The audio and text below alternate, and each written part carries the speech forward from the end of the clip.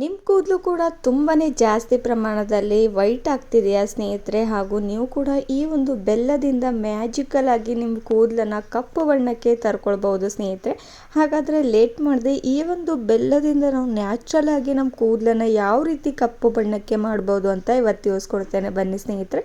ನೋಡಿ, ಅದಕ್ಕೂ ಮುಂಚೆ ನಾನಿಲ್ಲಿ ಒಂದು ಕಬ್ಬಿಣದ ಬಾಣಲಿನ ಯೂಸ್ ಮಾಡ್ಕೋತಾ ಇರುವಂಥದ್ದು, ಹಾಗೂ ಅದರೊಳಗಡೆ ಒಂದು ಹಾಫ್ ಗ್ಲಾಸಷ್ಟು ನೀರನ್ನು ಆ್ಯಡ್ ಮಾಡ್ಕೊಂಡಿರುವಂಥದ್ದು ಸ್ನೇಹಿತರೆ.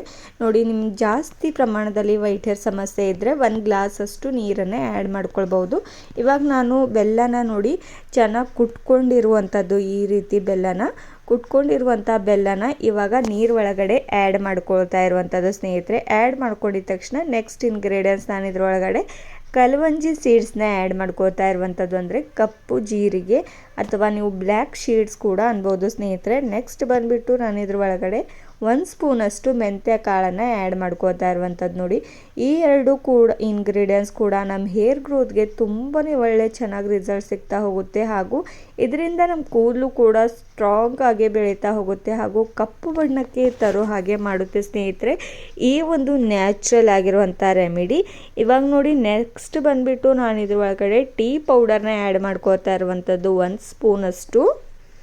ಇವಾಗ ಇಷ್ಟು ಇಂಗ್ರೀಡಿಯೆಂಟ್ಸ್ ಕೂಡ ಆ್ಯಡ್ ಮಾಡಿಕೊಂಡು ಚೆನ್ನಾಗಿ ಕುದಿ ಬರಬೇಕು ಸ್ನೇಹಿತರೆ. ನೋಡಿ, ಬೆಲ್ಲನ ನಾವು ಕೈಗೆ ಮೆಹಂದಿ ಹಾಕ್ಕೊಂಡಿರುವಾಗ ನಾವು ಯೂಸ್ ಮಾಡ್ಕೋತಾ ಇರ್ತೇವೆ ಸ್ನೇಹಿತರೆ. ನಮ್ಮ ಕೈ ಮೆಹಂದಿ ಕೂಡ ಎಷ್ಟು ಕಪ್ಪು ಬಣ್ಣಕ್ಕೆ ಬರುತ್ತೆ ಅಲ್ವಾ ಸ್ನೇಹಿತರೆ? ಹಾಗಾದರೆ ನಮ್ಮ ಕೂದಲು ಯಾಕೆ ಕಪ್ಪು ಆಗಲ್ಲ ನೋಡಿ ಸ್ನೇಹಿತರೆ. ಇವಾಗ ನೋಡ್ಬೋದು ಈ ರೆಮಿಡಿ ನ್ಯಾಚುರಲ್ ಆಗಿ ಕಪ್ಪು ಬಣ್ಣಕ್ಕೆ ಯಾವ ರೀತಿ ತಿರುಗ್ತಾ ಇರುವಂಥದ್ದು ಸ್ನೇಹಿತರೆ ಅಂತ. ಈ ನ್ಯಾಚುರಲ್ ಆ್ಯಂಡ್ ತುಂಬಾ ಬೆನಿಫಿಟ್ಸ್ ಇರುವಂಥ ಇಂಗ್ರೀಡಿಯೆಂಟ್ಸ್ನ ನಾನು ಯೂಸ್ ಮಾಡ್ಕೊಂಡ್ಬಿಟ್ಟು ಒಂದು 5 ನಿಮಿಷದವರೆಗೂ ಇದನ್ನು ಚೆನ್ನಾಗಿ ಕುದಿಸ್ಕೊಂಡಿರೋದಾಗಿದೆ ಸ್ನೇಹಿತರೆ. ನೋಡ್ಬೋದು ಇವಾಗ ಚೆನ್ನಾಗಿ ಯಾವ ರೀತಿ ಇನ್ನೂ ಕುದೀತಾ ಇರುವಂಥದ್ದು. ಇನ್ನೂ ಸ್ವಲ್ಪ ಕಲರ್ ಬಿಡಬೇಕು ಅಂತ ಗ್ಯಾಸ್ನ ನಾನು ಲೋ ಫ್ಲೇಮಲ್ಲಿ ಇಟ್ಕೊಂಡು ಕುದಿಸ್ಕೋತಾ ಇರುವಂಥದ್ದು. ನೋಡಿ, ಇವಾಗ ನಿಮಗೆ ಸ್ಪೂನಲ್ಲಿ ತೋರಿಸ್ತೇನೆ ಎಷ್ಟು ಚೆನ್ನಾಗಿ ಕಪ್ಪು ಬಣ್ಣಕ್ಕೆ ಬಂದಿದೆ ಅಂತ.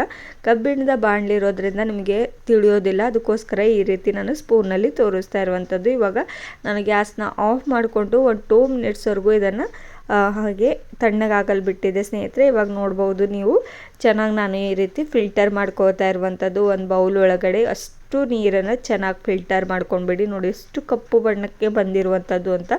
ನ್ಯಾಚುರಲ್ ಆಗಿರುವಂಥ ಈ ರೆಮಿಡೀಸ್ಗಳನ್ನ ಯೂಸ್ ಮಾಡ್ತಾ ಬನ್ನಿ ಸ್ನೇಹಿತರೆ. ನಿಮಗೆ ಕೂದಲು ಬೆಳೀತಾ ಹೋಗುತ್ತೆ, ಹಾಗೂ ನಿಮ್ಮ ಕೂದಲು ಹೇರ್ ಫಾಲ್ ಸಮಸ್ಯೆ ಆಗೋದು ಕೂಡ ಕಂಟ್ರೋಲ್ ಆಗ್ತಾ ಹೋಗುತ್ತೆ, ಹಾಗೂ ನಿಮ್ಮ ವೈಟ್ ಹೇರ್ಸ್ ಸಮಸ್ಯೆ ಕೂಡ ಪರ್ಮನೆಂಟಾಗಿ ಬ್ಲ್ಯಾಕ್ ಆಗ್ತಾ ಹೋಗುತ್ತೆ ಸ್ನೇಹಿತರೆ. ಪದೇ ಪದೇ ನಿಮಗೆ ಯಾವುದೇ ಒಂದು ಕೆಮಿಕಲ್ ಯುಕ್ತವಾದಂಥ ಹೇರ್ ಡ್ರೈ ಹಚ್ಕೊಳ್ಳುವಂಥ ಅವಶ್ಯಕತೆ ಇಲ್ಲ ಸ್ನೇಹಿತರೆ.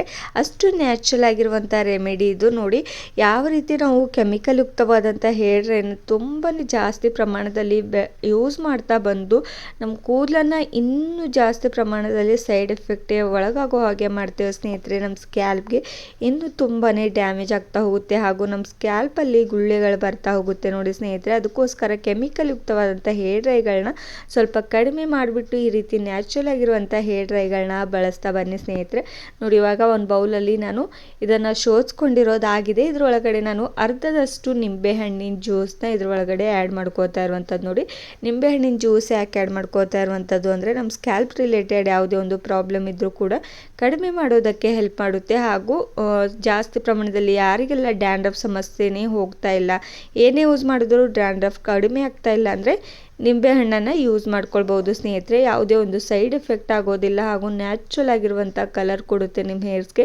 ನೋಡಿ, ಚಿಕ್ಕವರಿಂದ ದೊಡ್ಡವರವರೆಗೂ ಕೂಡ ಯೂಸ್ ಮಾಡ್ಕೊಳ್ಬೋದು. ಅಷ್ಟು ನ್ಯಾಚುರಲ್ ಆಗಿರುವಂಥ ಈ ಒಂದು ರೆಮಿಡಿ ಇವಾಗ ರೆಡಿಯಾಗಿದೆ ನೋಡಿ ಸ್ನೇಹಿತರೆ. ಇದನ್ನು ಯಾವ ರೀತಿ ಯೂಸ್ ಮಾಡ್ಕೊಳ್ಬೇಕು ಅಂತ ಅದು ಕೂಡ ತಿಳಿಸ್ತೇನೆ. ಅದಕ್ಕೂ ಮುಂಚೆ ನೀವು ಕೂಡ ಮೊದಲೇ ಬಾರಿಗೆ ನನ್ನೊಂದು ಚಾನಲ್ನ ಈ ಒಂದು ವಿಡಿಯೋನ ನೋಡ್ತಾ ಇದ್ದರೆ ನೀವು ಕೂಡ ಸಬ್ಸ್ಕ್ರೈಬ್ ಆ್ಯಂಡ್ ಲೈಕ್ ಮಾಡೋದು ಮರಿಬೇಡಿ ಸ್ನೇಹಿತರೆ. ಇವಾಗ ನೋಡಿ, ಸ್ವಲ್ಪ ಗಟ್ಟಿ ಆಗೋದಕ್ಕೆ ನಾನು ಇದ್ರ ಒಳಗಡೆ 2 ಸ್ಪೂನಷ್ಟು ಹೀನಾ ಲೀವ್ಸ್ ಪೌಡರ್ನ ಆ್ಯಡ್ ಮಾಡ್ಕೋತಾ ಇರುವಂಥದ್ದು. ನೀವು ಈ ಒಂದು ನೀರನ್ನು ಅಂದರೆ ಇದೇ ರೀತಿಯಾಗಿ ನೀವು ಅಪ್ಲೈ ಮಾಡ್ಕೊಳ್ಬೋದು ಡೈರೆಕ್ಟಾಗಿ, ಆದರೆ ಸ್ವಲ್ಪ ಗಟ್ಟಿಯಾಗಿ ಬೇಕು ಅಂದರೆ ನೀವು ಇದರೊಳಗಡೆ 2 ಸ್ಪೂನಷ್ಟು ಹೀನಾ ಲೀವ್ಸ್ ಪೌಡರ್ ಕೂಡ ಆ್ಯಡ್ ಮಾಡ್ಕೊಳ್ಬೋದು. ಆ್ಯಡ್ ಮಾಡಿಕೊಂಡು ಸ್ವಲ್ಪ ಗಟ್ಟಿ ಆಗೋವರೆಗೂ, ಅಂದರೆ ಈ ರೀತಿ ಗಂಟಾಗಿ ಕಾಣದೇ ಇರೋ ಹಾಗೆ ಒಂದು ಸ್ಪೂನ್ನ ಹೆಲ್ಪ್ಲಿಂದ ಚೆನ್ನಾಗಿ ಮಿಕ್ಸ್ ಮಾಡ್ಕೋತಾ ಬನ್ನಿ ಸ್ನೇಹಿತರೆ. ನೋಡಿ ನಾನು ಯಾವ ರೀತಿ ಮಿಕ್ಸ್ ಮಾಡ್ಕೋತಾ ಇರುವಂಥದ್ದು ಅಂತ. ನಮ್ಮ ಹೇರ್ಸ್ಗೂ ಕೂಡ ತುಂಬಾ ಚೆನ್ನಾಗಿ ಕೂತ್ಕೊಳ್ಳುತ್ತೆ. ಅಥವಾ ನೀವು ಯಾವುದೇ ರೀತಿ ಎಣ್ಣೆ ಹಚ್ತಿರಲ್ವ ನಿಮ್ಮ ಹೇರ್ಸ್ಗೆ, ಈ ಒಂದು ಇವಾಗ ಸಿರಮ್ ಅನ್ಬೋದು ಸ್ನೇಹಿತರೆ, ಈ ಒಂದು ಕಪ್ಪು ಬಣ್ಣನ ನೀವು ಡೈರೆಕ್ಟಾಗಿ ನಿಮ್ಮ ಕೈಗೆ ಅಪ್ಲೈ ಮಾಡಿಬಿಟ್ಟು ಯಾವ ರೀತಿ ನೀವು ಎಣ್ಣೆ ಹಚ್ಕೊಳ್ಳುವಾಗ ಹಚ್ಕೋತಿರಲ್ವ ಅದೇ ರೀತಿ ನೀವು ಹಚ್ಬಿಟ್ಟು ಚೆನ್ನಾಗಿ ಮಸಾಜ್ ಮಾಡ್ಕೊಳ್ಬೋದು. ಎಲ್ಲೆಲ್ಲಿ ವೈಟ್ ಹೇರ್ಸ್ ಇದೆಯೋ ಅಲ್ಲಲ್ಲಿ ಜಾಸ್ತಿ ಪ್ರಮಾಣದಲ್ಲಿ ಹಚ್ತಾ ಹೋಗಿ. ಅಥವಾ ನೀವು ಒಂದು ಹತ್ತಿನ ತೊಗೊಂಡ್ಬಿಟ್ಟು ಇದ್ರೊಳಗಡೆ ಡಿಪ್ ಮಾಡಿಬಿಟ್ಟು ಡೈರೆಕ್ಟಾಗಿ ನಿಮ್ಮ ಹೇರ್ಸ್ಗೆ ಅಪ್ಲೈ ಮಾಡ್ಕೊಳ್ಬೋದು. ನೋಡಿ ಸ್ನೇಹಿತರೆ, ಈ ಒಂದು ನ್ಯಾಚುರಲಾಗಿ ನಿಮ್ಮ ಹೇರ್ಸ್ನ ಕಪ್ಪು ಮಾಡುವಂಥ ಈ ಒಂದು ರೆಮಿಡಿ ನಿಮಗೂ ಕೂಡ ಇಷ್ಟವಾಗಿದೆ ಅಂತ ತಿಳ್ಕೊತೇನೆ ಸ್ನೇಹಿತರೆ. ಇಷ್ಟವಾಗಿದ್ದರೆ ನೀವು ಕೂಡ ಲೇಟ್ ಮಾಡದೆ ಈ ಒಂದು ರೆಮಿಡಿನ ಟ್ರೈ ಮಾಡಿ ನೋಡಿ. ಇದನ್ನು ಒಂದು 2 ಟೈಮ್ಸ್ ಆದರೂ ಯೂಸ್ ಮಾಡಿದ ತಕ್ಷಣ ನಿಮಗೆ ತುಂಬಾ ಚೆನ್ನಾಗಿ ರಿಸಲ್ಟ್ ಸಿಗುತ್ತೆ. ಒಂದೇ ಸಲಕ್ಕೆ ನೀವು ರಿಸಲ್ಟ್ ಬರಬೇಕಂದ್ರೆ ಇದು ಯಾವುದೇ ಒಂದು ಕೆಮಿಕಲ್ ಯುಕ್ತವಾದಂಥ ಡೈ ಇಲ್ಲ ಸ್ನೇಹಿತರೆ. ಹಚ್ಚಿದ ತಕ್ಷಣ ನಿಮಗೆ ರಿಸಲ್ಟ್ ಬರೋದಕ್ಕೆ ಒಂದು 2-3 ಟೈಮ್ಸ್ ಹಚ್ಚಿ. ಹಾಗೂ ನಿಮ್ಮ ಹೆಲ್ತ್ ಕೂಡ ತುಂಬಾ ಚೆನ್ನಾಗಿರುತ್ತೆ. ನಿಮ್ಮ ಹೇರ್ ಕೂಡ ತುಂಬ ಚೆನ್ನಾಗಿ ಮಾಡ್ಕೊಳ್ಬೋದು.